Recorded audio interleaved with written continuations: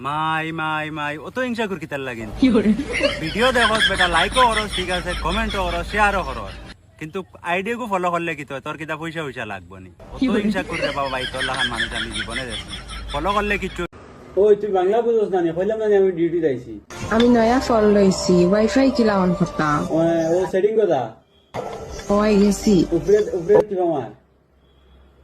উপরে কিটা দেখরে উপরে তো সিলিং ফ্যান ওকে ফাঁসি লাগে মোর হেড সুত মারানির হুড়ি